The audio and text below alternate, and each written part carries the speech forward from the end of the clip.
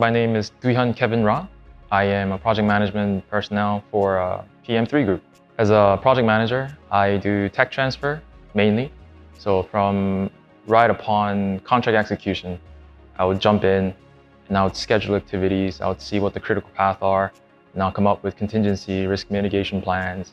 And I would also gather cross-functional teams and really setting the floor for all the cross-functional teams to work on. You could consider project managers as the main point of contact for any issues. So we don't limit ourselves to just other counterpart PMs, but we associate, we communicate on a daily basis with clients. We have daily calls, we have weekly meetings.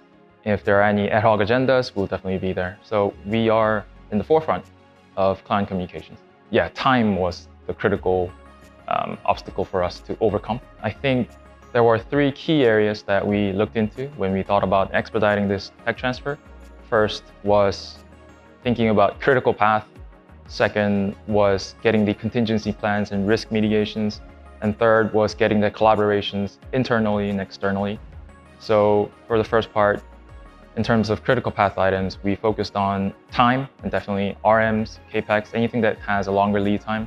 We definitely focused whether we can get these on site on time. And if not, what are some plans? It kind of feeds into number two, which is contingency mitigations. So we identify critical path, we find out the pain points, and we come up with solutions. And we worked cross-functionally to execute the solution. So it worked in stages of those three. So when you think of a tech transfer to a biopharmaceutical plant, we had our standard at 6 months from the beginning.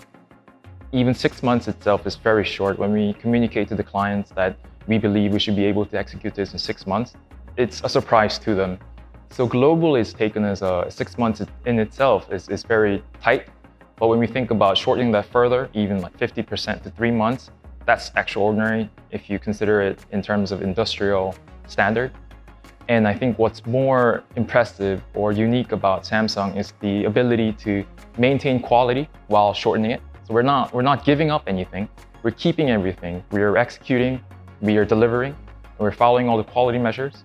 And so we're delivering results in a short amount of time. I think that's what makes this unique. So the phrase driven for life, I think it's an excellent sentence to use because drive for me has two very distinctive meanings. First is motivation. So when you're motivated for something, you say the person has a drive for it.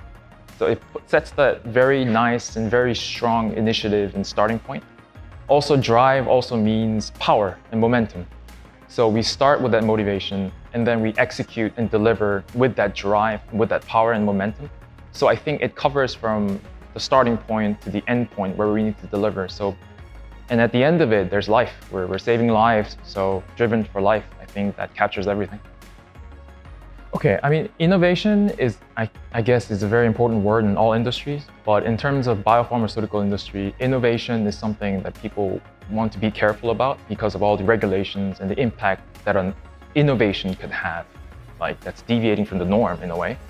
But I think what helped innovate within SBL and externally with the client was our innovative way to execute the projects within the boundaries. But I think we were able to find the rooms that we could really capitalize and find ways that could expedite things, but always keeping the quality measures. So I guess if you think about it, it's flexibility in terms of how we do it and how we schedule, how we work around different options, how we work around different mitigations, but also executing and delivering and staying within the quality boundaries. So I think that's how we were able to execute.